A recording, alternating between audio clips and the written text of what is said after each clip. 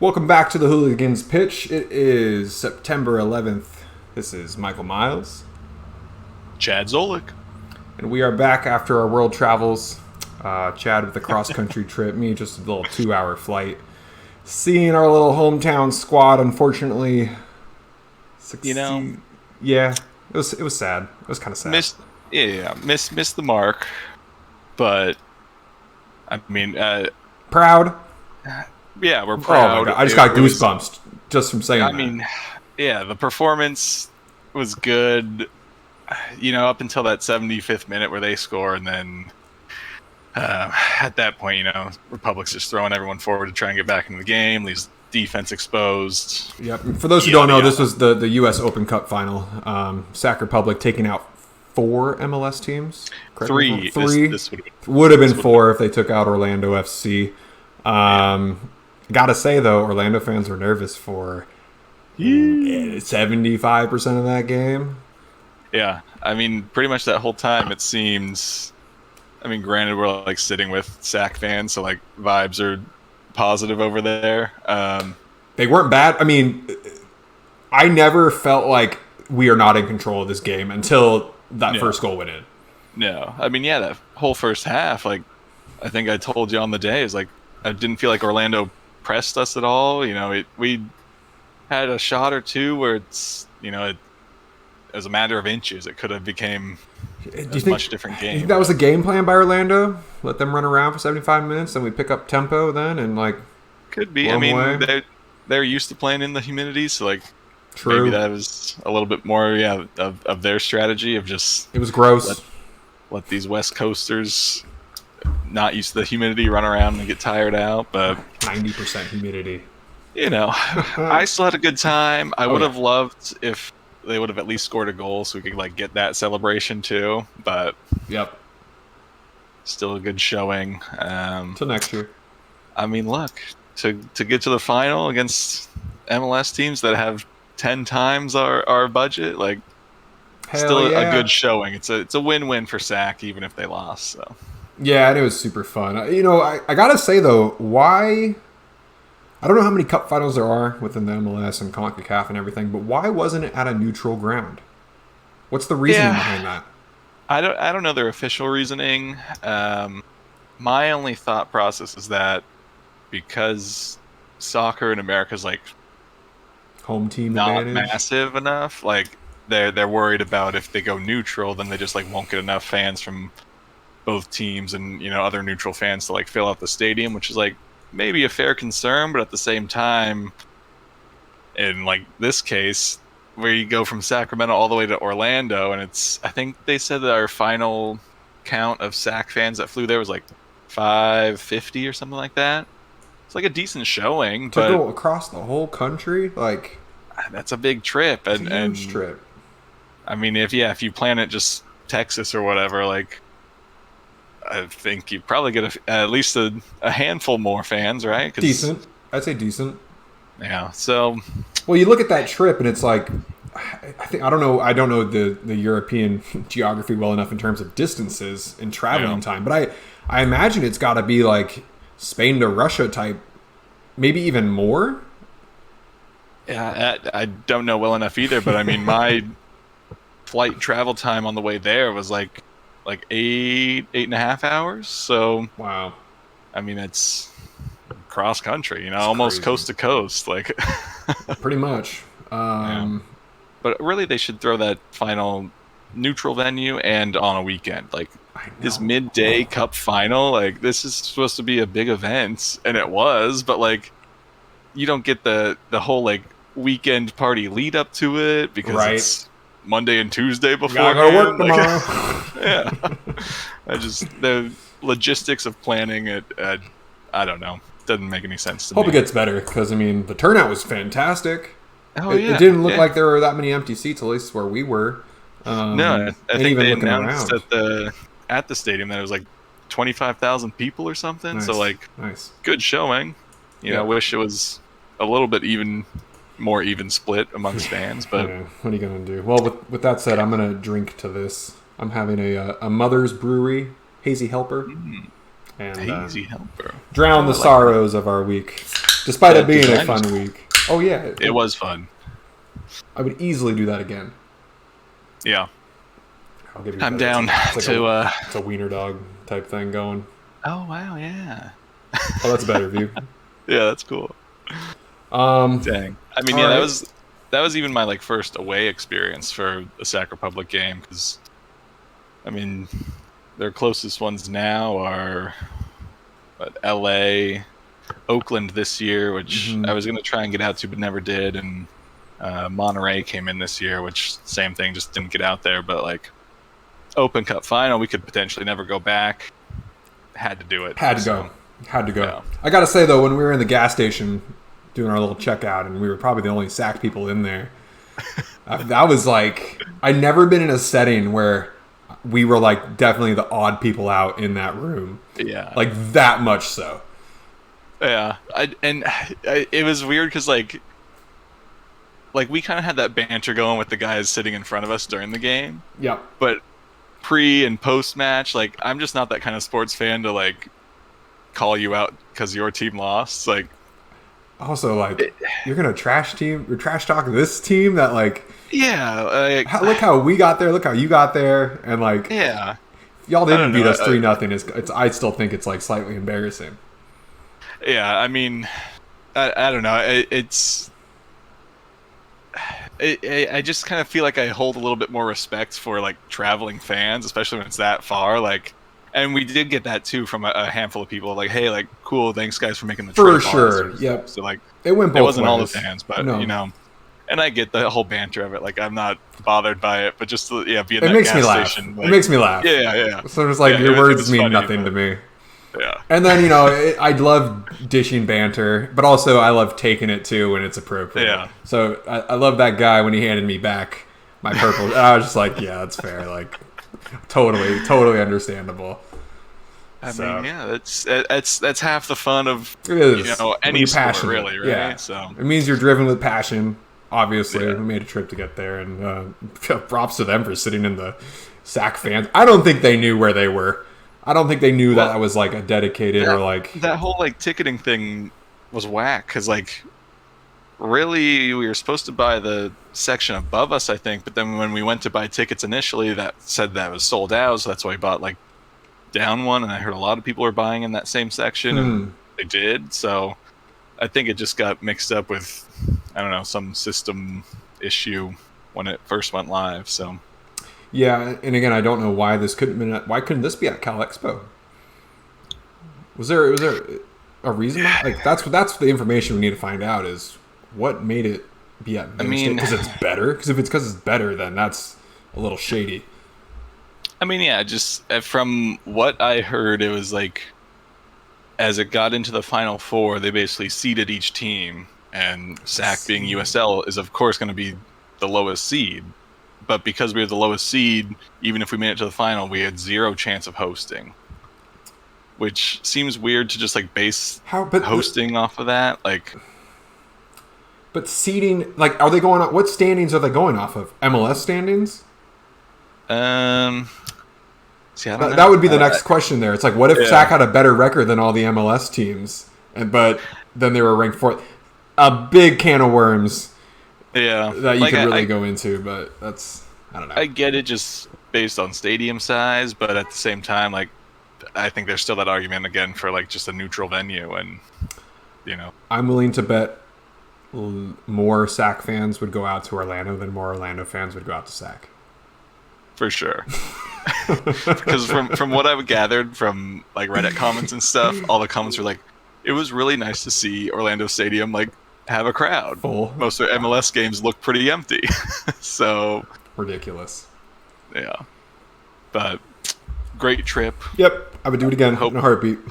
I hope we can do it again, and yeah. But you know, we still end the week with Arsenal on top. So it's still a great week. Oh, jeez. What a week for not a lot of footy being played. It's, you know, I don't know what to say really about the Queen's passing. I mean, I guess it's you know never great when someone that commands a lot of respect, like passes, but I mean, me being American, I have like no attachment to her, so it feels kind of just very like a celebrity death, I guess, where it's like you've heard that name for your whole life, and now it's come to an end. But my problem with it is, I believe Peter Crouch brought this up in some interview, and maybe you saw it, maybe you didn't, but he said, why wouldn't there be games this weekend to celebrate her like passing? And now it's like now we're in this quiet time. They could have had, your moment of silence, your God, I don't know what did they say? Did they say God bless the Queen? I think that's what it is. God save the Queen. Like they could have done a whole thing out of it, but instead, like it's just going to be quiet for a week, and like there's no like celebration of life. It when someone passes and they're that old, in my head, it is you're part. I mean, you're not partying, but you're at least celebrating a little bit, being like, damn, they lived an old life and they did everything that they should have, and that is. They don't get to, and they're probably going to do it this next weekend, I imagine, like at least a little bit. It's like, why not do it right now when it's relevant? Yeah, because I think next weekend or this coming weekend is supposed to be the funeral, so like probably canceling or postponing those games as well. Really? It's going to be next weekend? Yeah, this coming weekend. So. Oh man, are we about to go a couple weeks without any EPL? Oh, buddy, we're going a whole month. Because after that week, it's international break. Are we really? I didn't know. EPL games come back the first week of October. Oh, man. October 1st. So, I mean, yeah, like, the whole mourning period seems very, like, archaic, I guess. Like, yep. It seems like it would be nicer if, before every game they have the moment of silence and maybe some royal band play or something as just kind of celebrate and show their respects, but at the same time, like, I don't think the whole country has to come to a stop for this. I know you got every other league going on right now, and keeping everything up to date with the World Cups now. So I'm like, what happened? Where do they put these games in? Does the season extend? I was looking this up with Kristen the other day. Did you know the Champions League final this year is June 10th?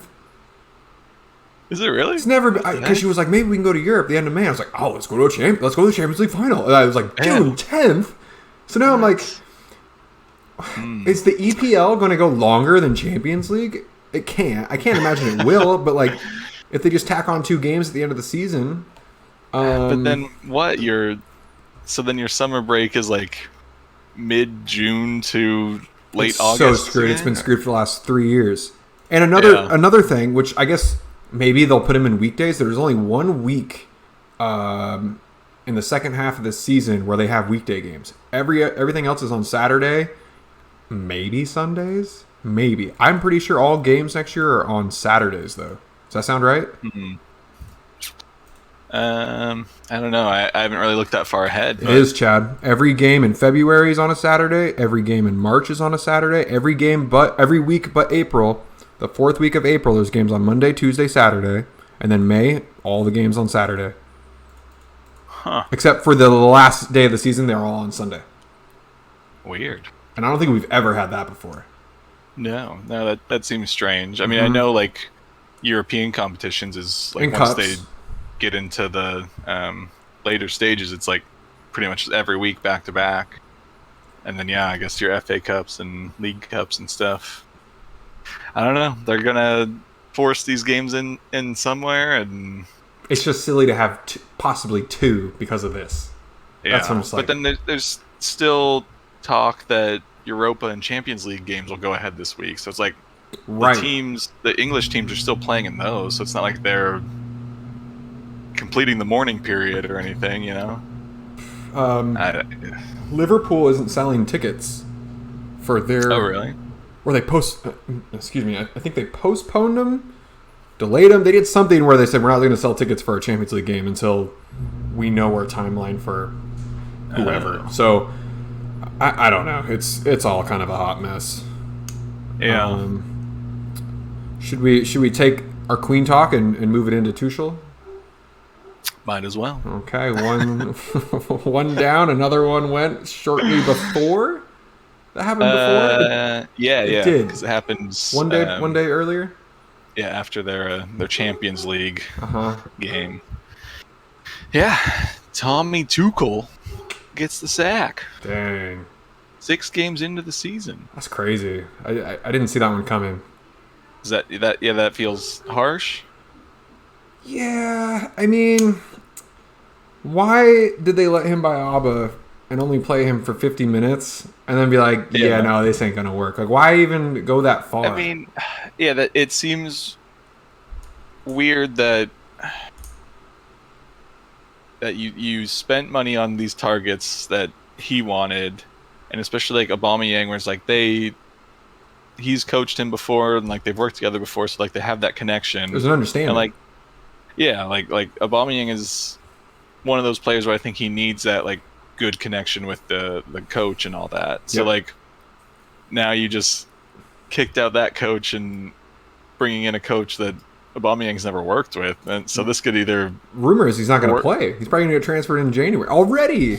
Oh god, I mean, it could like it the whole thing it feels like rushed and I don't know, like an overreaction, I guess, because yeah, you lost in Champions League to what was it, Dynamo Zagreb? Yeah. Yeah. So like you should have won that game, like on paper.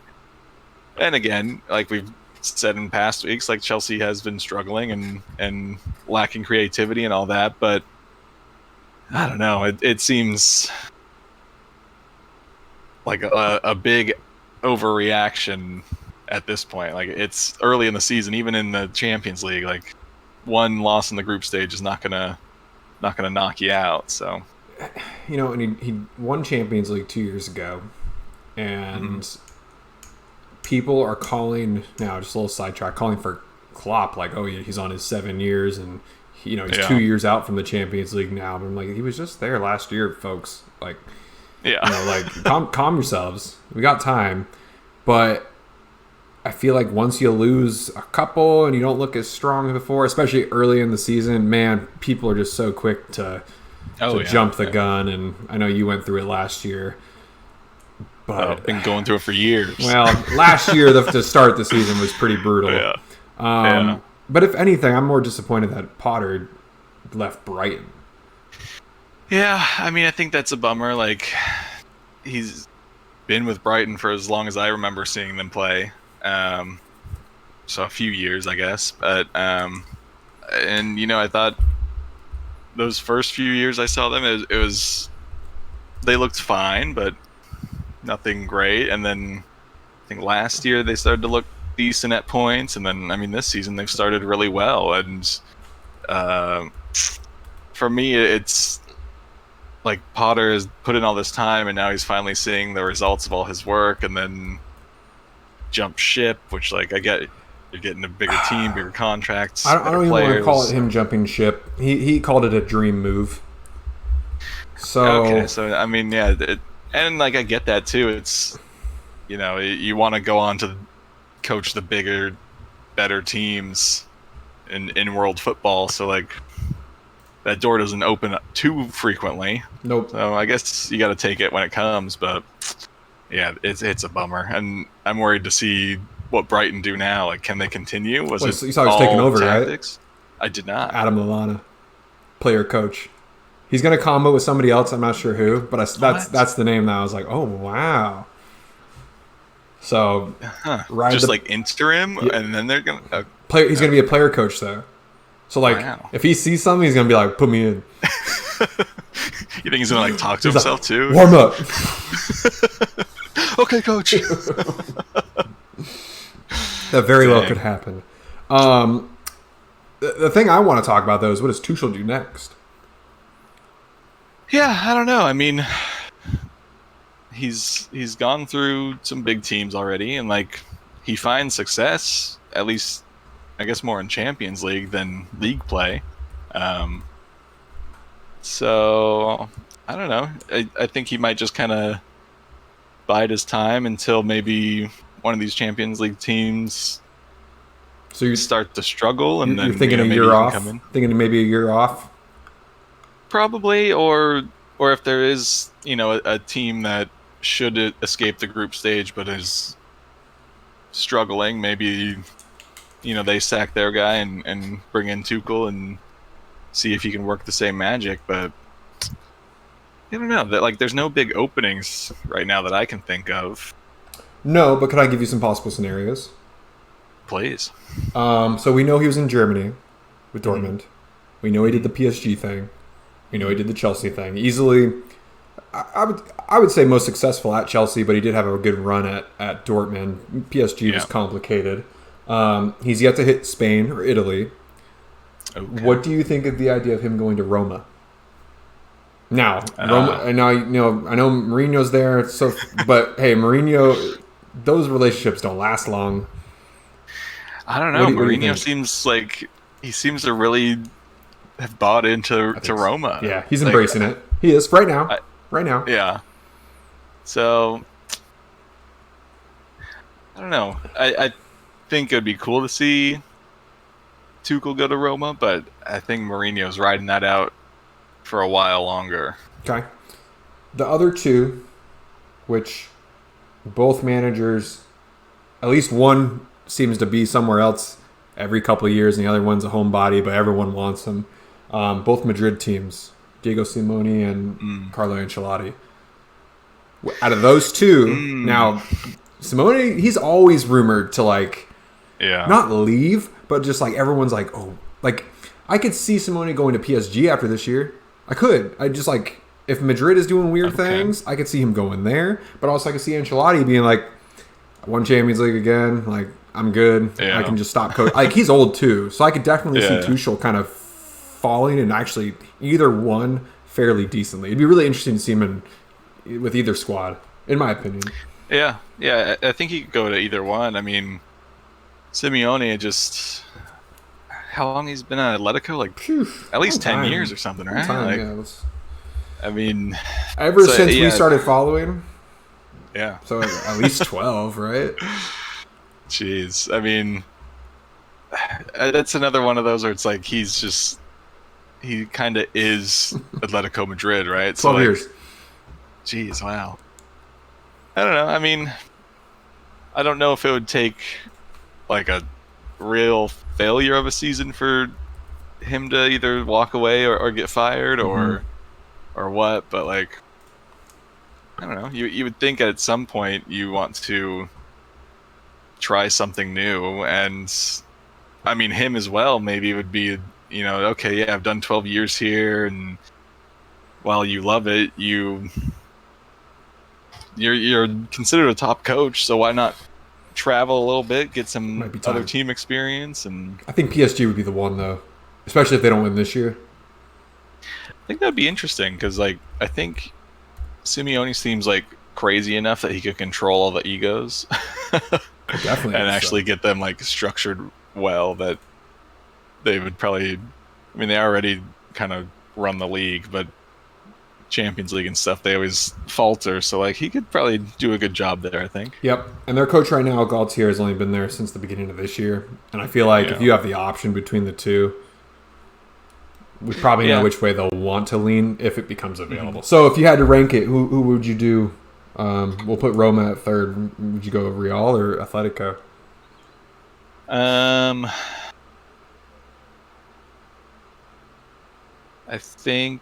I feel like him going to Real, Tuchel going to Real would be a little bit more likely, just because Atletico has rode with Simeone for so long that it's like a Arsene Wenger thing.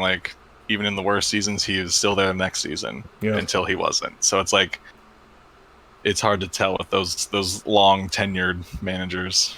Yeah, it makes it fun though. It's good.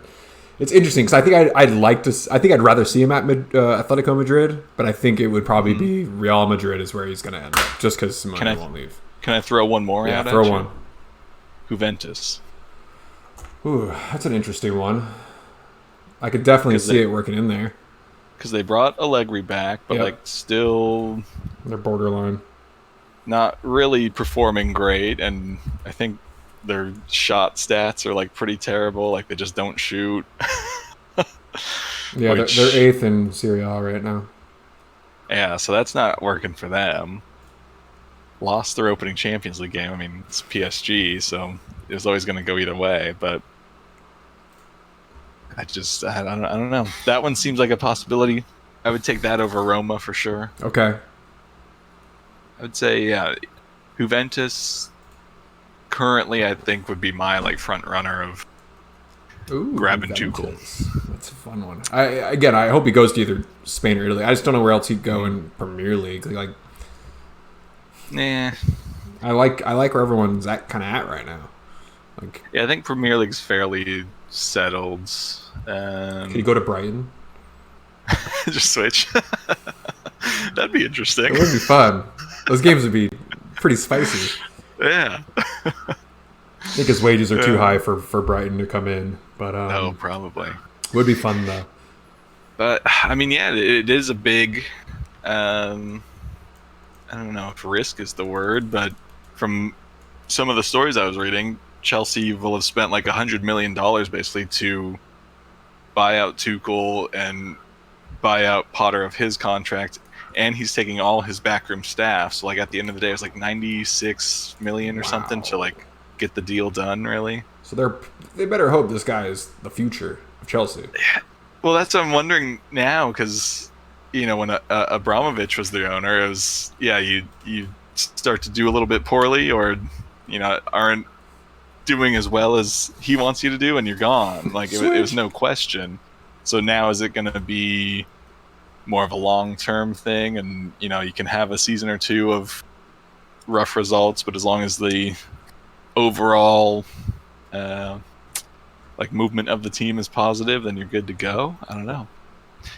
Different Chelsea now, new owner. And and to compare it, a lot of American sports teams don't have the turnover rate for managers like they do in Europe. You sign this contract, and usually your contract, you can't you're not getting traded. Another club's not coming to you saying, we're going to take you now. Yeah. That just doesn't, the way contracts are set up in America, that doesn't happen. So I wouldn't be surprised if those owners just have that so ingrained in their system to where it's their muscle memory. Now, if they suck, say Graham Potter loses every game for the rest of the season, I'm sure there'll be some crazy tweaks. That's not going to happen. But it would take something drastic for it to happen. I mean, even the Lakers, when they not same owners, the Dodgers, even when they've always been good. They've always had their struggles though, but their manager has been the same, at least for the last 7 years, at least. Okay. Wow. So he's been around, so I wouldn't be surprised if they kind of do that same, I don't know, system. Yeah, I mean, the same I think, idea. Like, as much as sports fans always want, success now, and especially like Chelsea over the past years has kind of been in that mindset, just very short term. Like, I think you're seeing with Arsenal now, like this will be Arteta's third year, I'm pretty sure. And like before this was, back to back eighth place finishes. So it's like not great, obviously, but I guess overall trajectory of the team and club was positive. So you ride it out, and again, it's 6 games in, but top of the league, so it's a good start. It's a good So, and if you were to ask yourself 3 years ago, hey, in 3 years' time, 6 games in, you're going to be at the top of the league. Would you take that trade for 2 seasons and be in 8th place? I think I would. That's a loaded question there I just gave you, but that's exactly what happened, and that's what you got to hope for 3 years ago. You're saying like, yes, we're here now. Where will we be in X amount of time? Now he finishes 8th again this year. Does that that's I mean, you got to have your goals and what you're expecting, because like last year, Arsenal kind of crashed and burned out of Champions League spots, but my personal goal for that season was like Arsenal getting back into Europa, which they did. So like, did we almost achieve more than that? Yes, but we didn't miss the target that I had set, and clearly I have no say over how the season goes. But like, so this year, back in Europa, I was already coming into it saying, well, okay, we got to get back into Champions League. or if not, you miss out on it by like a couple points. Like you have to be knocking on that door again. So, eighth place finish this year, especially after how this season has started, I think you got some real questions to ask, because that's a pretty big collapse, right? Would you call it a collapse, even though you finished the same place? I think so. I mean, the squad has looked good. Obviously have played well so far, and like plenty of time left to go, so it could definitely happen. But you would have to then kind of ask if Arteta's tactics or motivation is just like not working anymore, because how do you start so strong but then still end up eighth? Like it's kind of what Tuchel looks like, except for finishing top 4. Like, yeah, it's complicated. Yeah, for sure. I sometimes wish Liverpool, it would never happen, but I wish they could like take a year off of Champions League. Like, it doesn't make sense to do that, but just like seeing how the team has remained almost, besides a couple players here and there, almost the same, and just how many miles. I mean, how many Champions League finals have they been to in the last 5 years? Top of my head says 4. 4 in the last 6. Yeah, I think that's right. Madrid, Tottenham, Madrid. Mm-hmm. And I think the other 2 in between were Bayern and Chelsea. I think I did that good. Whew, that was I think so, yeah, wow. I did not have that on my computer, by the way. I went in the vault. That's a lot of miles for a lot of the same guys. Yeah. And I really think that's catching up to them right now. Yeah, I think for sure it's... I mean, they're kind of at that point where a lot of the guys are just getting older, and maybe that's a lesson for them to take forward of like, you can have this successful squad, but like then you really have to invest in a lot of younger guys that maybe pan out, maybe don't, but at least have them ready to go, because it seems like now they're at this point where they're like desperate for new players, and then once you play that game of like other clubs know you need midfielders really badly, or you need a striker really badly, like they're going to try and charge you anything and everything because they know they can. So I really hope they're just kind of sandbagging for the World Cup. Almost everyone in our starting 11 besides Salah, correct me if I'm wrong, should be going. Maybe not Firmino. Maybe Firmino. I mean, he's having a great start. It actually wouldn't, at this point, it honestly wouldn't surprise me if he makes it. I don't think he will, but it would not be surprising. Yeah, I mean, I don't know. Yeah, I think he could make it. I don't know that he'll play much. Like, it'd be good for the squad, I think, to have him. Worst case. Yeah. Or maybe beyond that, like. Yeah, everyone will be at Milner. Maybe makes the UK squad. I mean, he's so old and that team is so loaded. But like, again, another one of those guys like you want because he's been there. Been there, can play whatever position you need him in. But everyone else, as I just go down my list here, I think everyone's going to be playing in it. Yeah, that's going to be tough. So I hope they're just... I'm not going to call it resting. I just think their minds might be somewhere else right now, which is why this is so dumb to have this. How many weeks into the season will it be? 10? 11? Yeah, it's like 10, 11, 12, something like that.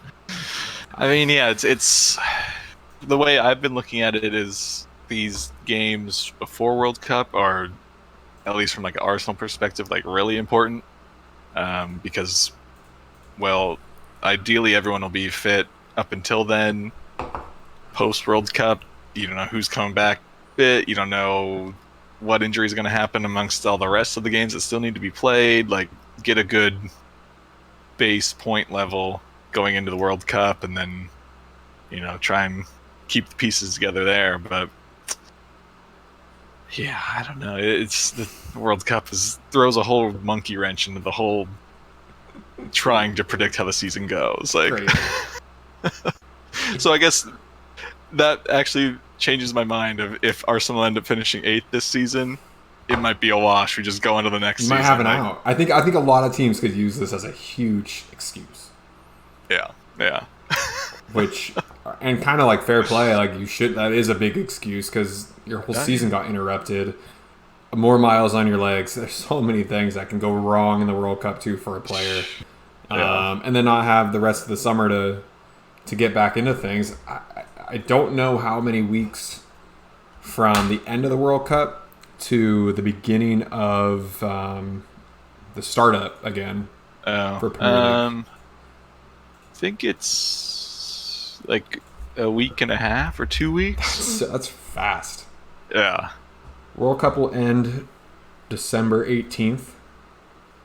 Oh wow, that's 1 week.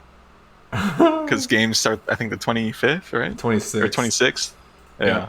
8 days. Jeez. Oh my god. So I mean, just like There's, think like, what if Belgium and France are, a stacked team with players who are, in all their yeah. teams, play the whole distance. How many games total is that? 8?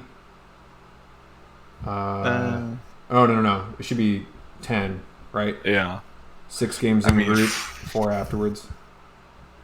and that's just not like 10 additional games in the season. That's like 10 games, like back to back. Like, there's very little rest time in between these World Cup games, and you're playing. You're going from a winter in England, so it's colder, to like playing in Qatar. So like now your body's gonna be used to all this like hot weather, and then come back to this. I don't know. It's gonna be just This could be a shit show. yeah. It could be a giant Like shit show. this could have been Brighton's year. It still can be, which is crazy to think about. Yeah, but But yeah, I mean, yeah, that's a good way to put it. That's a good way to think about it too. Is all those teams who aren't, say projected to win the Premier League, who don't have those players going to the World Cup. I'd like to see the percentage of Big Six teams, their players going World Cup, and then the next 6 after them not going to the World Cup. yeah, I mean, they'll probably all have a handful go, but I mean, like you were saying, Liverpool, it's like almost that whole first team is and going. guys in the second team. I mean, like there's still guys there who will still be who aren't even playing in games right now. Will be going for their country. I know Diaz has been playing a lot, but like Jota comes back, then you have all your forwards are going. Yeah. I guess besides Salah, but we've known that one for a while. So yeah, that's going to be crazy. That's going to be wild. Yeah, I guess we'll cross that bridge when we come to it. But man, but hey, since we're talking Liverpool, I think we do got to talk about their interesting Champions League debut this year. Bad, I don't want to scapegoat. That ref was not the best. The Virgil PK was really harsh. Yeah, I agree. But sluggish. Everyone's just looking. I know we talked about this. It seems to just be a recurring theme. Is just sluggish on the ball, sluggish off the ball. The backtracking is terrible. The communication of the back line's bad, and then just the overall pace of how we're playing is just like 1 step, almost 2 steps behind at this point. Yeah, I think in the league they've definitely looked a little bit off the pace, but like this game I think just really showed it. They just seem to be 2 full steps behind, and then you got like Trent on defense just standing around, not tracking, not doing anything, and it's like you would think I don't know if that's a motivation issue, but it's first night back in the Champions League. Like it should be a big enough occasion to have you be motivated to at least track your runner. He's been playing like that though for more than just this season. That was lingering last season. The difference was, Virgil kind of had his back, and Fabinho, and I think not having Matip in and having Joe Gomez in, that makes a big difference. Yeah. I don't think players are scared of Virgil right now. No, they're going at him, unlike any other season. I think for sure and that's maybe because the rest of the defenses looked shaky, that they feel like, okay, Virgil's like probably your biggest, best defender still. So maybe you just like take him out, and then you're just you're not worried about the rest because you can get by them. Especially if you can get him on a yellow early. Well, Then he turns into yeah. a much different player. I mean, he got that yellow. Oh man, 20 minutes in. It was very early. I just feel like it was not a good place to be. I'm gonna look it up right now, but yeah, that was just as soon as that whistle blew, and God, I want to say the first goal was maybe scored within the first 10, 15 minutes. It's coming up for me right now, but 5 minutes. It's 5 minutes in. I was gonna say, yeah. Yeah, PK at the 5th, and then Virgil got his yellow card at the 18th. And it's just like they just attacked him, and that's what it seems like a lot of teams are doing. As far as I can recall, this season, before this season, he had no dribbles by and no, tackles lost.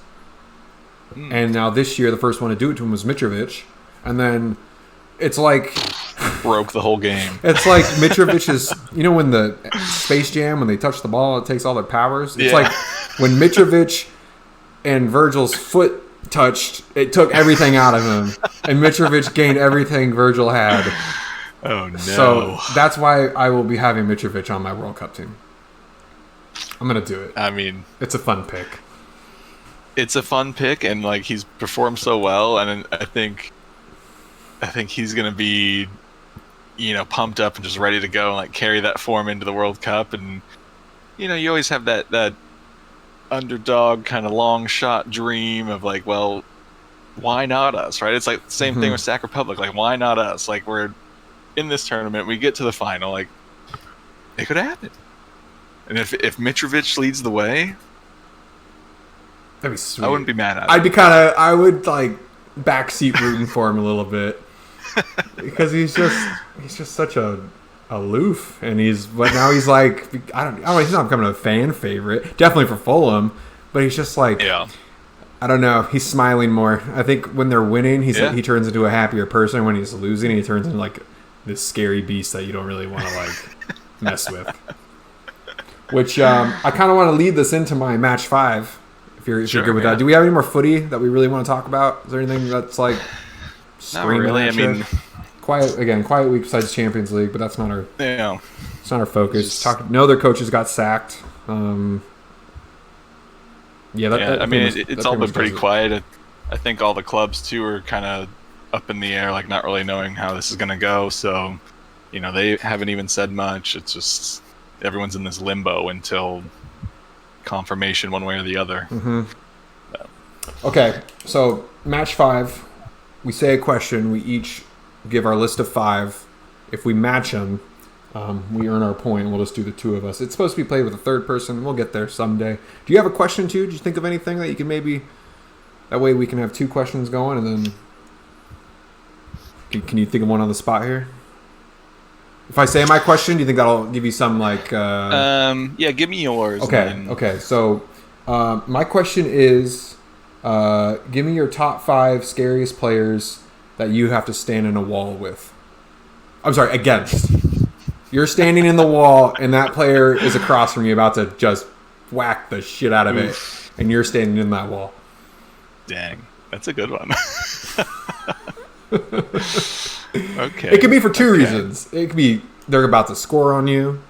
They're about to just belt it right into your stomach.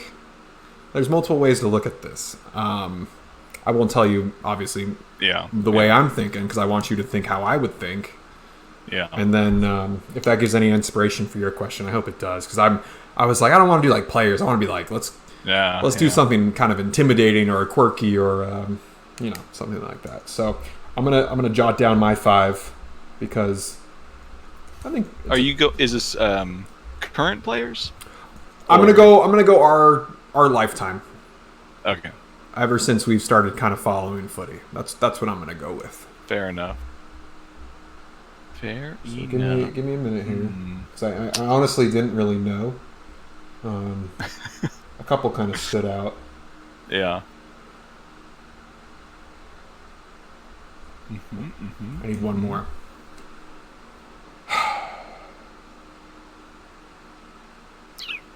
Just trying to think who has a boot That's kind of what I'm thinking they too. would just freaking blast it by me. Yeesh. Or into me. Just get up there and just shaking in your boots. Okay, I got my fifth. The fifth one is a wild card. A wild card. Yeah, I want to make sure I'm spelling it right. Mm-hmm. Okay. Let's see. 2 more. Pull something out here.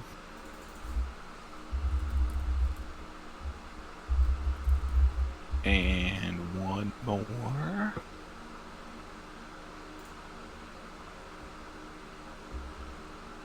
Okay. You got your 5? I've got my 5, yeah. Okay, let me just okay, did I spell it? Oh, if I spelled it right, I'm pretty happy with myself. Oh, I was close. I think you would have got there if I was saying it. Yeah. Okay. I just want to make sure I say it right here. Okay,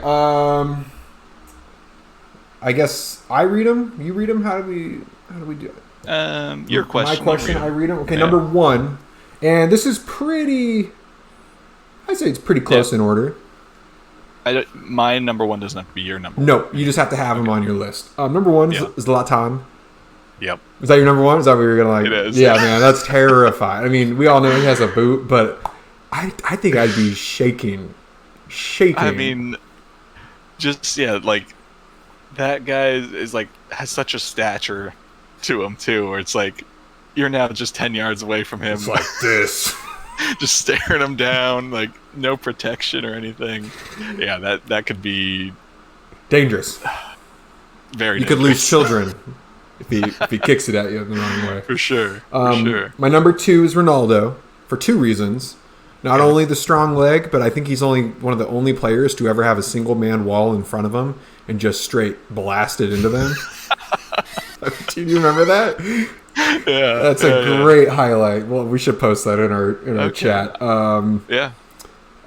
Number 3, it's because he has a boot and not a great free kicking accuracy. It's Sergio Ramos. He can kick the hell out of a ball, especially in the PK spot. So I was like, I bet if you bring him outside the box, he would kick it really freaking hard at you and totally miss.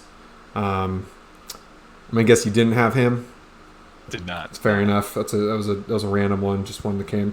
4th one is Hulk, because of the name Hulk. I don't know, and you can just. I don't know if you looked at his thighs anytime recently. I haven't. I mean, tree trunks. I mean, you see how he looks, dude. It's like, who doesn't have a neck? And then my 5th one is Akinfenwa. Out of, I mean, that was my wild card one. Possibly the buffest man we've ever seen play professional footy. I mean, yeah, he's. I think the only person I've seen come close is Traore on Wolves. He probably would have made my honorable mention. Yeah, just built like a brick shit house. It's ridiculous how big he is. My lord. Yeah, I feel like Lukaku would be a good one because he doesn't hit the target. He'll probably blast it into you. Mm-hmm. I would love to have this question too as the goalie, which is the word. If you're the goalie, which is the scariest person you'd go up against. So that's we'll save that one for another time. So we got 2. Yeah. Shoot. This is why you need a third person because. Well, yeah. I was just like, why couldn't we do 2 people with this? I guess you'll just tie. Yeah. You want to hear my others? Yeah, I do. I put Mike Conn. Oh, nice. Yep. I remember seeing some bangers from that guy. Nasty free kicks with him. I don't think he would hit me, but like he's got the power in him to, you close your eyes? Do it. I feel like I would. I would close my eyes. No doubt. No doubt. I'd turn my back, to be honest. I threw Messi in there only because that guy would just make me look like a damn fool. He would do some perfectly weighted free kick or the perfect spin or under the wall. Through something. your neck. Just something to make me look stupid out there. Trim your beard as the ball goes by. Exactly. It's so fast. I think he would probably be up there for my scariest free kick takers if I was the goalie. For sure, yeah. That list changes dramatically. But I was going off of pure, like, who would belt me and in the stomach, and it would hurt really bad. And I think that's pretty good. The Balotelli would be a fun one. I've seen it, like, he hit the target like once. Everything else was in the wall. Yeah. And then I do have my little wild card option I threw in. I went Diego Costa just because that guy is so crazy that he could just target you. He probably does. We should go watch. You know what? We should try to see if there's a free kick compilation of him and just like see what he does, because he can't be that accurate. That's not his job. No. But, you know, you get in his head or he wants to get in your head. And if you're in that wall... He's just looking... Yeah, exactly. Okay. I mean, I think of those 10, we got a pretty good... It's a good list. Yeah. I would be scared of most of them. All right, do you have a question? Could you think of one? Yeah. All right, hit me. Okay. Let's do your top 5 keepers that, as you're going up for the penalty kick, would get in your head. You probably know my number 1. But I like it. Yeah. Get in your head. It's a good one.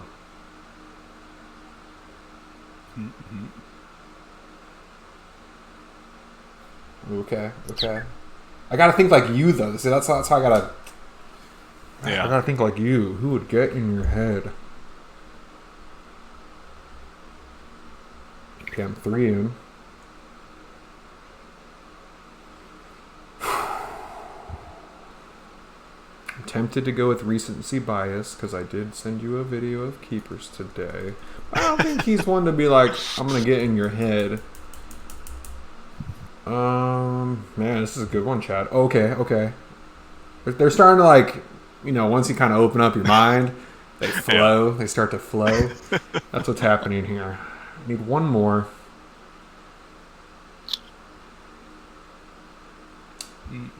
I'm like stuck between a couple. I feel like I should go with my gut. I'm gonna go with my gut. Okay, I'm good. Match 5, baby. Yeah, I need one more here. Had to look up a spelling real quick. So. There's two ends.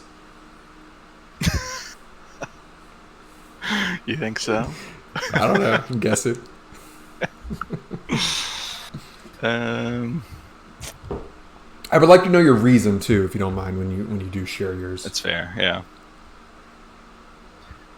Jeez, last one. Let's go. Okay. Sold. All right. You ready? Hit me. Number 1, Tim Krul. Check.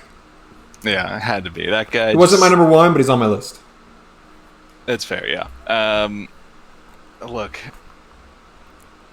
I have not watched enough of him to see how he is normally, but like remembering him getting subbed in just to take the peak or block the PKs. That's so intimidating. He's getting in their head and just like is saving the PKs at the same time, and it's like, what the heck? I'll have to find this one too. But if you ever go look up like his him looking at notes, he'll be like, just going back, like looking at player, looking at note, looking at player, looking at notes, like, and be like, oh yeah, oh okay, like oh yeah, I know who this is. Oh yeah, that's a good one. Yeah, I think my next one too will be a easy win for you, Emi Martinez. Classic. He's my number 1 just because of how loud he talks. I need to watch that video. Yeah, he's just like not afraid to say anything and everything to get in your head and knock you off a little bit. Like that PK shootout with Chile. Pretty sure it was Chile, right? I think so. When I think Argentina won that cup that year, man, he didn't make friends with anyone after that. No. I'd like to go back and see like what he really said. I remember some pretty like, not graphic, but it was close. It was close to being graphic. Yeah, but then even then he has the whole like after you miss or he blocks it, the whole like pelvic thrust and like cheering in your face sort of thing. Like just it doesn't even stop once you've gone. Like he's still in your head. It's crazy. I can't wait to see him this World Cup. Oof. Okay, 2 down, 2 Next, for 2. This one I went for Jordan Pickford. Ooh, Pickford. Don't have him. Because he seems to have that little bit of crazy about him as well. Mm-hmm. He's a little crazy. So I don't know that I remember seeing him like at like Tim Krul or Emi Martinez levels during PKs, but like he's definitely got it in him. Okay. Okay, next we got Ochoa from Ochoa. Mexican national team. Don't have him. I like it though. Just because that guy pisses me off. Sole reason just makes you mad. I mean, so yeah, obviously there's the USA Mexico like rivalry, but like the dude just he makes good saves, but then he's also like kind of just like shithouse the whole game. Like he'll waste time, he'll flop if he needs to. Like he lives rent free in my head, and would just if I gotta face him on the PK, he's in there even more. Will we see him at the World Cup this year? I think we will, right? Probably. I think he's still playing. He's definitely playing, but I don't know if he's their number one. I've yet to see anything on the Wikipedia for him. He just ended a run of 50 consecutive games as starter for Club America. He's probably playing. Yeah. I don't know who else would take that. Okay, I'm 2 for 4. Okay. Come on, I know I got this one. Oh, you think so? I don't know. I'm hoping. I think I do. This one, I kind of similar to the Pickford pick. Just got that crazy in him. Tim Howard. Oh, let's go! I got Timmy on here. Nice. Hell yeah. Yeah, and I think especially after like that game against Belgium where he's like making all these saves. Granted, they're not all penalty saves, but like 16. I will never forget that number. 16 saves in that game. That is wild. It's insane, and he's just a huge human. Huge. I've seen him yell at that back line, and if he started yelling at me like that, yeesh. I wonder for certain goalkeepers if they're like, yo, up the mic, put it closer to him. Like, let's like make this seem intimidating. But probably not. He's just that loud. I think that's what it comes down to. I think so, yeah. Okay, well, I got 3 out of your 5. Nice. My 2 are Donnarumma, because he is a monstrosity back there. Thought about it. Oh my god! Just when he raises his arms like this, like his forearms are hitting the crossbar at the top. It's ridiculous. So yeah, I went off of just like this large human in goal that I now have to like get this ball past. I imagine since he's like 6'5", 6'6", his wingspan is probably close to 7 foot, if not bigger. Yeah. And that's a majority of the goal. So yeah. Yeah, so he was up there. And then I did Peter Cech, just because he's like the silent killer. I feel like he's the one that doesn't say much, but he has that quiet swag that sometimes you don't need to say words. Sometimes that's scary enough when you're dead silent. It's fair. And he was had a successful career and was on big teams, so like he's got that aura about him, It's a respectful pick. That's what that was. Yeah. And I would be scared. But Emi, Howard, Donnarumma, and Krul, those guys are just like psychopaths. That's my main reason for picking them. And then check to finish that off. Sweet. I like our match 5. I think we should maybe keep this going.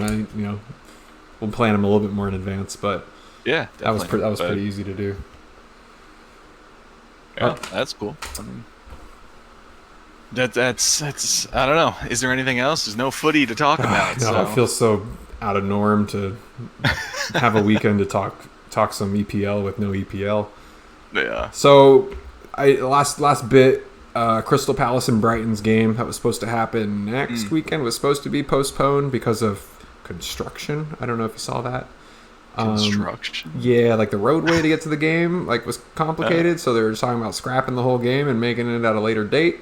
So if that happens, I'd really like to see everyone's on match days 7, 8, 9 while we still have them two teams on the previous match day. But now with this whole postponement with the Queen, I don't know what that's doing. I thought, did Graham Potter have anything to do with this delay? And that's why they're like, "Whoa, let's we can't play this game. We know we're losing Potter. Give us an extra week to find a coach." So that's like my fan theory, because I'm like, that's so random. So random, just cancel a game because the construction. Yeah, that's weird. So yeah, but that's all I got.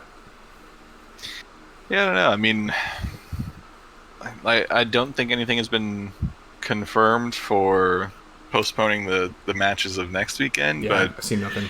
As far as I've read, that's when the funeral's supposed to be. So I'm assuming if they want play to stop for this mourning period, it will continue through the funeral, right? So you would think, Chad. You would I don't know. Time will tell. Well, if you got nothing more, no, I think we're settled here. That's it. It's another episode. Quick one today of the Hooligans Pitch. Hey, we went 4 hours last time. I do think we deserve a shorter one for the people. But big news for us. We're in the process of building a new website. Going to make it look all clean and pretty. Podcast is doing good. Our viewership is climbing. We've been starting to share it a little more. World Cup pool will be in the making. I think we'll probably send out an announcement end of October to get it really official. I know we're early. I'm just jonesing. Yeah. Just jonesing for it.